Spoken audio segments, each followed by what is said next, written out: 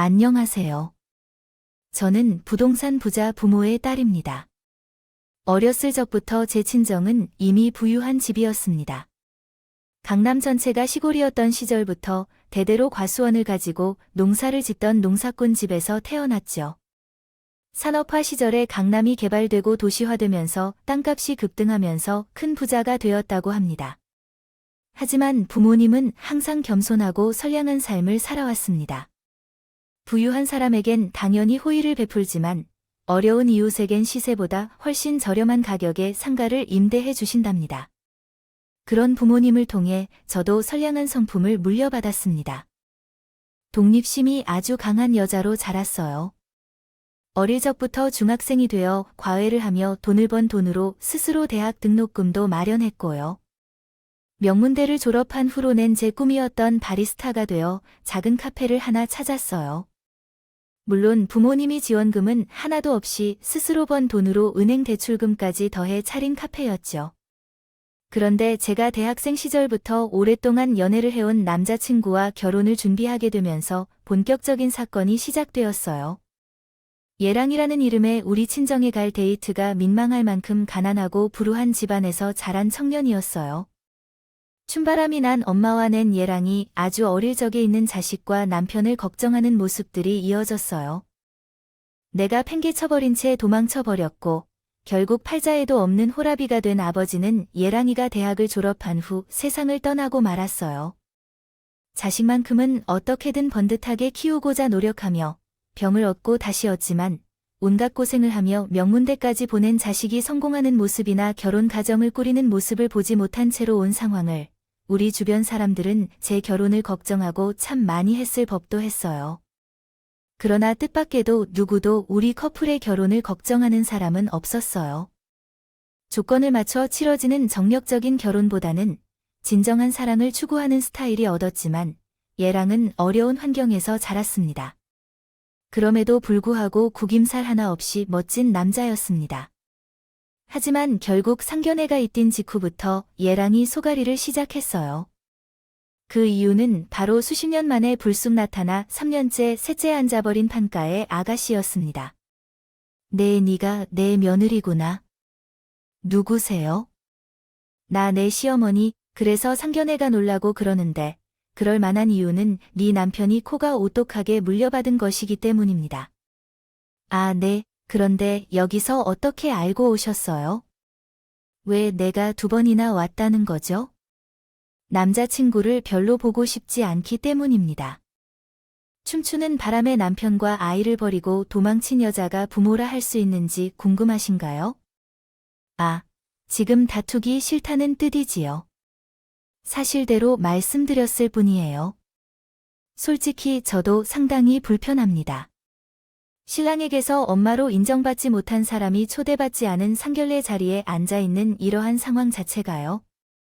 적어도 신랑에게 먼저 동의를 받아야 합니다. 그걸 알면서 오지 말았어야 했는데 아닌가요?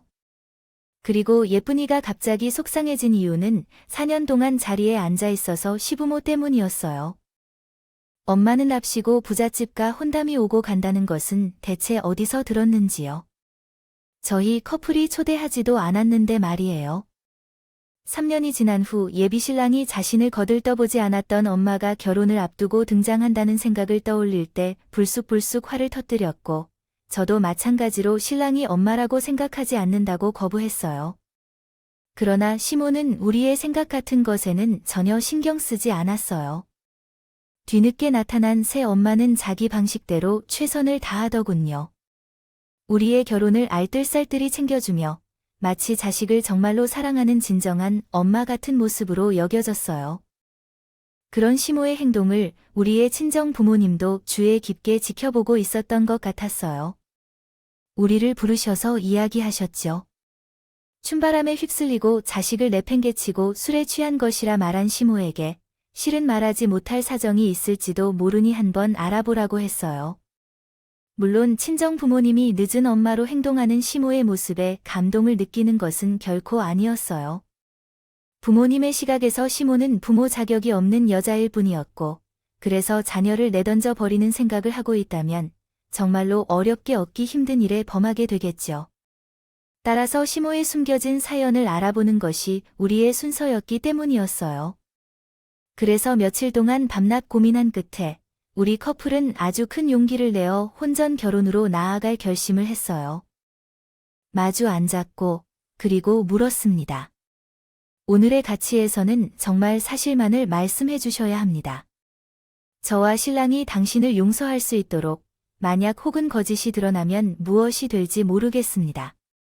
제가 뭘 솔직하게 말해야 할까요? 우리가 당신을 용서해야 하는 이유가 있을까요? 아들 곁을 떠날 때에는 차마 말할 수 없었던 부득이한 사정이 있었어요. 그러자 시모는 한참을 생각에 잠겼다가 갑작스럽게 눈물을 흘리며 저와 신랑의 손을 꼭 껴안은 채로 의외의 고해성사를 시작했습니다. 나약한 인간이 제게는 차마 이겨내기 어려운 일이었어요. 뭐든 충은 바람을, 침은 그냥 핑계였어요. 만일 내가 없어질 운명에 있는 엄마라면 우리 아들에게는 미움보다는 슬픔보다 나을지도 모른다고 생각했기 때문에 그래서요. 그러니까 슬픔 대신 미움 쪽에 나을지도 모를 이유가 뭘 한 것인지요? 얘기하라고요. 암이었어요. 나 암 진단을 받았고 간단한 치료비 때문에 많이 걱정했어요. 지금 시기에도 암은 치료가 많이 들고 낳기 어려운 병이라서요.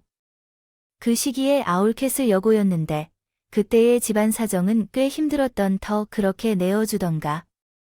그래서 도망쳤어요. 가뜩이나 없는 사정에 암 치료비를 데려다가 하나에는 자식아 필의 장애물이라도 될까 그게 걱정이어서요. 그랬지. 그럼 그랬단다. 결국에는 자식을 사랑하는 마음에서 선택한 길이었어. 도망치면요, 떠나면요, 그럼 뭐가 달라질 거라고 생각했던 건가요? 달라질 거라는 기대 같은 것은 할 수 있는 상황이 아니었어. 차라리 혼자 추가 사라져버릴 생각뿐이었지. 근데 사람 운명이라는 게 참 이럴 줄 알았더군요. 차라리 혼자 주고 사라지게 했으면 좋았을 텐데 아들까지 등지면서 떠나왔는데 암이 완치되더라. 치료비 같은 거 없었다면서요. 내가. 그래서 우리나라 대한민국을 사랑하는 것 같니? 의료보험이라는 것은 국가 지원을 받아서 완치되었으니까 이제 내가 좀 이해가 되니? 아니요, 아직은 아닌데요.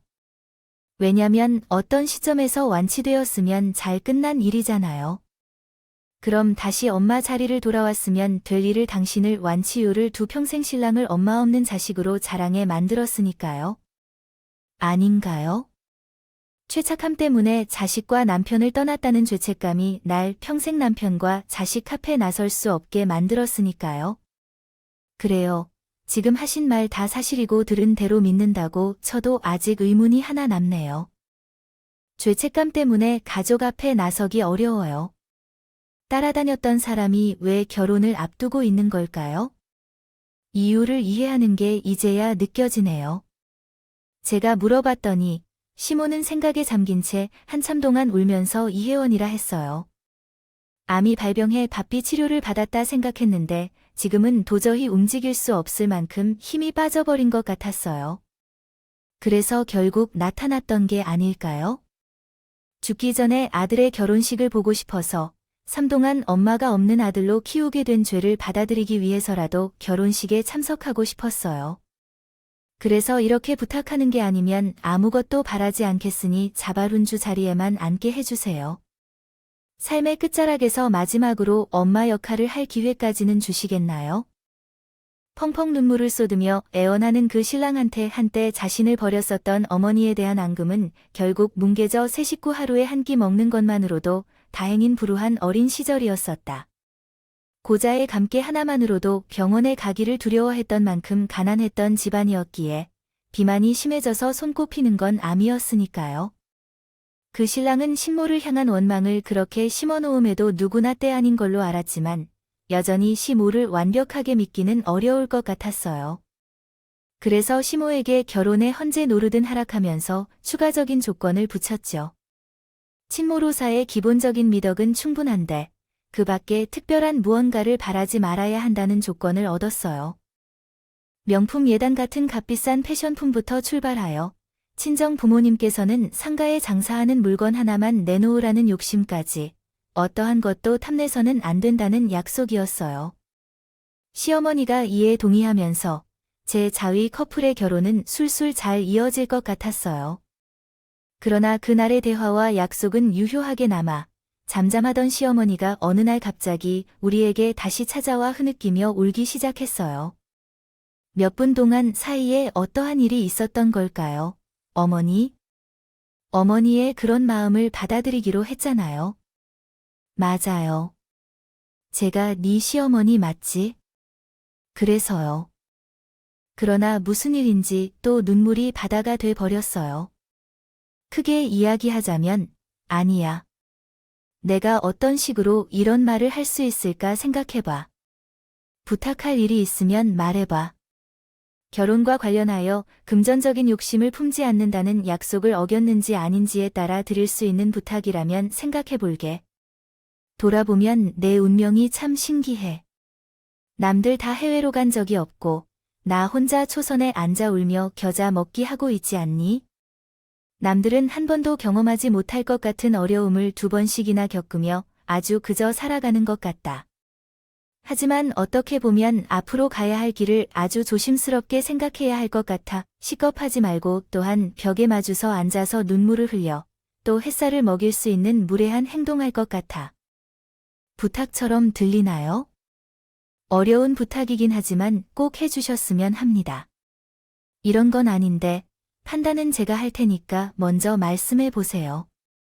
추위가 오기 전에 해외여행 한 번만 떠나줄 수 없을까요?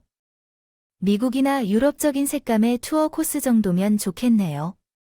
갑작스런 해외여행 부탁을 받은 저희 커플은 일단 생각해 보겠다는 대답과 함께 떠난다고 했고 차에 타는 게 무서웠던 신랑이 눈물을 흘렸어요. 그런 신랑을 안아준 제 눈에서도 눈물이 그칠 줄 몰랐어요. 티모가 안타까운 신 그때 우리에게는 의심의 여지조차 허용되지 않았죠. 머리에 수건을 감은 채로 나타난 시모의 머리카락이 정말 한 가닥뿐이었습니다. 없었던 상황이었거든요. 마치 항암 치료 부작용으로 탈모를 겪고 있는 환자처럼 말이에요. 심한 탈모 증세를 보이던 시모의 모습을 떠올리며 결국 이 커플은 시모의 마지막 소원을 이루어 주기로 했고 시모에게 결혼식 직후에 양가 동반 가족 여행으로 해외에 간다는 제안을 했어요. 그러나 시모가 결혼식 직후에 떠난다는 양과의 합동 여행 계획을 강하게 반대했어요. 결혼식까지 내가 살아남을 보장이 없다는 이유를 들며 그런 계획은 불가능하다고 주장했어요. 그래서 저희는 결혼 직전에 양과의 합동 여행을 가면서 어떻게 될지에 대한 절충안을 제안했죠. 시모는 이번에 아주 촉촉하게 뛰어가며 또 반대를 하더라고요. 죽기 직전에 혼자 조용히 생각을 정리하며 죄 많은 삶을 마무리하고 싶다는 이유에서였어요. 그런데 비슷한 공방이 몇 번이나 반복되어 얻게 되었고 마침내 시모를 향한 의문에 빠져들게 되었어요. 암에 걸려 시한부 판정을 받은 사람이 혼자 해외여행을 할 수 있을까? 심지어 외국어 한마디도 못하는 사람이 하는 것이 더 의문스럽겠죠. 그러나 저희 커플은 어떤 방식으로든 시시에게 여행을 보내주기로 마음을 맞출 수밖에 없었어요. 병색이 매우 뚜렷해지며 오가 수시로 구역질을 하며 화장실로 달려들어가는 등 정말 안타까웠고 마음의 위안이 없었어요. 수십한 모습을 보이신 거 아니에요. 다만 시모의 건강을 염려하는 제가 이번에도 조건을 붙였어요. 좋아요. 어머님 혼자 해외여행을 떠나는 걸로 하세요. 그래 줄 수 있겠습니까? 대학교에서 철학을 전공한 친구가 한 말인데요. 고독을 즐기기에 가장 완벽한 시간은 죽기 직전의 시간이라고 하더라고요. 잘못도 많았고 범인도 많았던 어머니의 삶을 혼자서 조용하게 잘 정리할 수 있도록 배려하는 거니까 대신에 저희 조건도 꼭 들어주셔야 합니다. 딱히 어려운 조건도 아니에요. 그럼 탕에 났어요. 해외여행 같은 큰 부탁까지 들어주는데 내가 뭘 못해줄까요? 여행 경비 전액을 지원하는 대신 의사로부터 해외여행 가능 여부를 먼저 확인하실래요? 진단을 받아보는 것이 좋겠어요. 왜 병원을 싫어하시나요? 그러니까 질려서 그런 거예요. 내 삶의 절반이 병원이었거든요. 뭐든 해줄 거라며 어머니가 걱정했으니까 거절하지 마세요. 예, 그래 뭐, 이거 맨날 살다시피 하는 병원인데 상담받는 일이 어렵다고 그러겠다고 약속하지 마. 그러나 시몬 씨, 제가 잡은 병원 예약에 단 한 번도 나타나지 않았어요. 병원 진료가 연달아 몇 번이나 펑크되자 당연히 의심이 가중되더군요. 그때 마침 여행서로부터 저에게 뜻밖의 연락이 도착했으니까요. 신호가 이상한 행동을 하는 거지에 대한 일종의 제보를 받았어요. 저는 카드로 결제한 해외여행 비용을 현금으로 환불받을 수 있는지 물어봤다는 것이에요. 해외여행 대금 전액을 시모가 현금으로 환불받는 대신 여행사에게는 환불 금액의 10%를 떼어주겠다는 딜을 제안한 것까지도 했습니다. 결국 시모는 제가 카드로 결제한 해외여행 대금으로 일종의 카드 현금화를 시도하려고 한 것이었죠. 시모의 행동을 제보받은 저희 커플은 조심스러운 마음이 있었기에 시모의 의도를 직접 확인하기 위해 돈을 내었고 곧바로 행동을 취해 나섰습니다. 제가 시모에게 해외여행 중에 에이블 명품 옷을 사줄 거라며 백화점 명품 매장으로 불러낸 사이 예랑이는 낸 침몰 거처를 방문해 꿈속에서 단서를 찾았어요. 서로 작전에 돌입한 뒤 몇 시간 뒤 저는 시모가 피팅룸에서 새 옷을 갈아입는 틈을 타 침몰 거처를 탐색하고 있는 예랑이에게 전화를 걸었고 예랑이는 전화를 받기가 무서워 긴 한숨부터 떨고 있었어요. 사람이 어떻게 이러냐, 이러고도 부모야, 이러고도 사람이야 하는 생각이었지만 혹시나 했지만 역시나였어요. 우리 생각이 맞아. 땅 위에구나. 확실히래. 이건 도저히 부정할 수 없어. 상황은 어떤가요? 서랍에서 바리깡이 나왔다. 휴지통을 뒤져보니 머리카락 한 가닥이 나왔고 아무래도 항암 치료의 부작용으로 인한 탈모가 아니라 멀쩡한 머리를 직접 손으로 깎은 것 같았다. 그만한 멘트를 내뱉으려고 일부러 우리 앞에서 자신을 행세하려는 것은 분명했다. 하지만 그것만이 아니었다. 냉장고에는 유통기한이 오래 지나고 상한 우유들이 가득했다. 그 여자는 점차 실신해가며 수시로 구역질을 하더니 화장실로 도망가서 식중독 또는 장염으로 추측되는 증상들이 있었다. 하지만 우리가 일반인으로서 분명히 확신할 수 없는 일이었다. 우리는 그녀의 일을 모른 채 이사를 떠나야만 했다. 하지만 의사가 이미 확답을 내렸어요. 여기 진단서에는 장암과 식중독이라고 써 있습니다. 날짜도 정확히 일치해서 우리 앞에서 해외여행을 보내달라며 병색이 완연한 모습을 보인 시점부터야 당신이 실망할 만한 해가 나면 곧게 탄식하는 게 아니라 세상에서 웬만한 욕지거리를 다 끌어다 붙였을 테니까 나도 심정 같아서는 그렇게 하고 싶어요. 지금 내가 말한 것이 전부가 아니니까요. 말을 마친 신랑은 낯선 목소리에 중요한 아줌마에게 전화를 걸었고 그 중년 아줌마가 저에게 건넨 한마디에 저는 시모에게 학을 뗐고 야 알겠어요, 엄마. 어머니가 박신혜를 풀대해 며느리 끝이라고 했어요. 누구세요? 나야 나. 니시 엄마 옆집 친구야. 아, 그래. 근데 저는 어떻게 아는 거지? 당연히 알지. 박가씨가 부잣집 며느리가 생겼다고 소문이 나서 자식이 잠가 찰 정도로 동네 사람들 사이에서 얼마나 자랑을 했는지. 자랑만 하고 다녀. 아들 자식 덕분에 먹을 것까지 생겼다는 모양이지. 그들이 얼마나 돈을 던져도 춤추는 데와 투어를 계획하는 것, 그런 것들을 듣지는 못했는데. 라던가 뭘 뜻해요? 그랬어요. 신문에서 그녀에게 과거에 암이 있다는 소문이 있는 것도 이번에 재발했다는 것도 전혀 사실이 아닌 거예요. 스스로 머리를 밀고 암을 혼자 행색하던 그렇게 초췌하게 하고 건강한 모습이었어요. 연출을 위해 일부러 상한 우유까지 마셔가면서 장염과 식중독에 걸렸을 뿐이었죠. 목적은 아니었지만 돈이었어요. 해연 비용을 챙겨서 그 돈으로 또 즐겨볼 생각이었던 거죠. 비로소 우리 커플은 시모의 추악한 민낯을 모두 깨닫게 되었지만 결혼식까지의 모든 사실을 한국어로 했어요. 심어를 우리 커플로부터 영원히 떼어놓기 위해서였죠. 시간은 빠르게 흘러 마침내 맞이한 결혼식 당일. 결혼식을 앞둔 저희 커플은 한복을 곱게 차려입은 시모가 예식장에 도착하기가 무서웠습니다. 모범 택시에 태웠었어요. 혼자 해외 여행을 즐기면서 지난 삶에 대한 생각을 정리하라는 배려인 척. 최국 심사를 받기 위해서는 시간이 매우 빠듯했습니다. 결혼식 참석 양복을 입은 채로 시머를 태운 모범 택시는 강제로 출발했고 마침내 모든 목적을 이룬 것으로 착각한 것 같았습니다. 시모는 희희낙낙을 즐기며 모범 택시와 멀리 떠났고 결국 이 커플은 순조롭고 행복한 결혼식을 올렸습니다. 혼주 자리에는 추악한 시모가 아닌 시댁 어르신이 앉아 계셨습니다. 결혼식을 마친 후 신혼여행 출국 수속을 하던 순간에 전화가 왔습니다. 모범 택시를 타고 멀리 떠난 시모였습니다. 전화를 왜 지금서야 받았는지 당연히 이유가 있었습니다.